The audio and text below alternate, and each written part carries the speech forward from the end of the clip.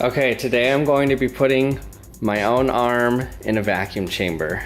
So the number one request I've had, I think, to put in my vacuum chamber is myself.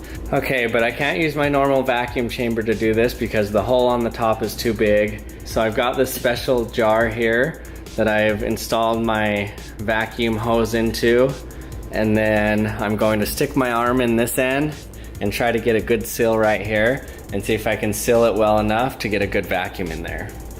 So first I'm going to be putting my arm in the vacuum chamber to see what happens. And then after that, I'm going to be sticking the vacuum chamber onto my stomach area to see what happens there, to see how it's different than the arm area. So I am a little nervous to do this. I've done some research on this to try to figure out what's going to happen.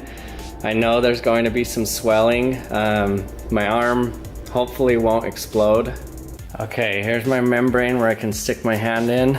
Let's give it our first try. I'm really nervous. Okay, my hand in a vacuum chamber. 3, 2, 1.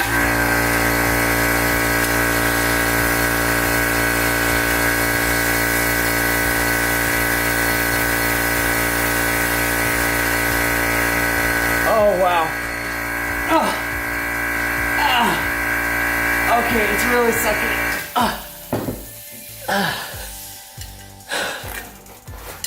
Whoa, look. That was only for a few seconds and not even that low of a vacuum. You can see already the blood starting to come out and my hand starting to swell. Wow. That is some crazy stuff. And also it was really hurting my fist because it was like there was like I was holding a ton of weight with my arm like that. So I don't really dare to leave my arm in much longer than that. First, I'm scared that I'm gonna crack my arm or something with all the pressure of it sucking my arm into the end of the bottle here. And then also, my whole arm, all the blood was getting sucked out of it right there and it was really hurting. But you can also see there are these a bunch of tiny little red spots all throughout, especially in this area of my arm, not on my hand, but on this thinner skinned area of my arm. There's little red spots all up and down it, especially right there. So that's new, I didn't have that before. So it just started sucking the blood right out of my skin. That is crazy. And my arm kind of feels bruised all over. So what I didn't like about that method is it just kept sucking my arm in and it was pushing against the end and I felt like it was really hurting my wrist and my arm. So another way to do it is to use a part of my body that can't get sucked in. So I'm gonna put it on my stomach for as long as I can stand. This is similar to if you've ever heard of cupping. It's where you light a candle in a glass bottle and you stick it on you and it depletes the oxygen in there a little bit and makes a little bit of a vacuum in there, and you leave it on there and it leaves some nice welts on you. So I'm gonna try that with my vacuum, only it's a much stronger vacuum than is created in cupping. So I'm gonna see how long I can stand to leave it on with my vacuum. Okay, so to give myself better control, I made a little hole in the inlet here that I can cover and uncover with my finger to control the vacuum so I don't destroy my stomach here. Okay, my stomach in a vacuum chamber. 3, 2, 1.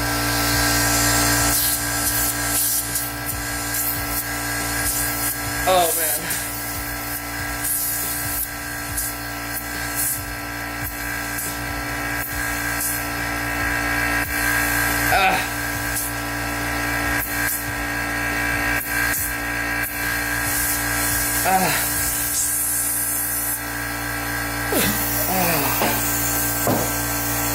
Oh man. With that, the part that really hurts more than anything is the edge of my skin at the vacuum, because this part's getting sucked in and this part's just getting stretched out. So right around the edge there, it's just stretching my skin out. So it shows the swelling that would happen in your entire body. Oh man, that hurts. Okay, so what would happen if you were exposed to the vacuum of space? So NASA has a bioastronautics data book, 2nd edition, and they have a chapter that discusses animal studies of decompression in a vacuum. So what they say is that you would remain conscious for about 9 to 11 seconds. After the initial rush of gas from your lungs during decompression, gas and water vapor will continue to flow outward through the airways, and this continual evaporation will cool the mouth and nose to near freezing temperatures. But the remainder of the body will also become cooled, but more slowly. And then in a rapid sequence thereafter, paralysis will be followed by generalized convulsions and paralysis once again. So during this time, water vapor will rapidly form in the soft tissues and in the venous blood, and this water vapor will cause great swelling in the body, perhaps twice its original size. So your heart rate will rise initially but will fall afterwards. Your arterial blood pressure will also fall over a period of 30 to 60 seconds. Your venous pressure will rise due to distension in the venous system. So due to the increased pressure in your venous blood, there will essentially be no circulation of your blood through your body. So it's very unlikely that a human exposed to a vacuum will have more than 5 to 10 seconds to help themselves. So needless to say, you do not want to be exposed to a vacuum. It's not quite the explosion that they show in movies sometimes, but you would swell to about 2 times your size. You would go unconscious very quickly and most likely die. So stay safe, kids. Whenever you go to space, always wear your spacesuit.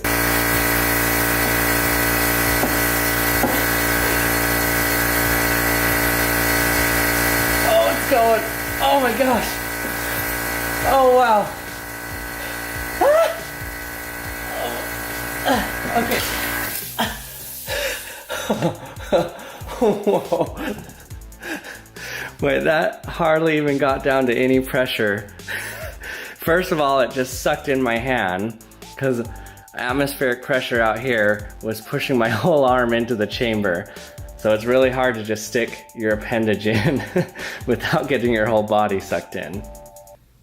Hey, thanks for watching again. I hope you enjoyed this video of me putting myself in a vacuum chamber.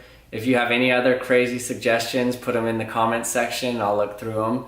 Anything you want to see me put in my hydraulic press or my vacuum chamber, or shoot with my supersonic ping pong balls, or shoot out of that cannon, let me know, and I'll see you next time.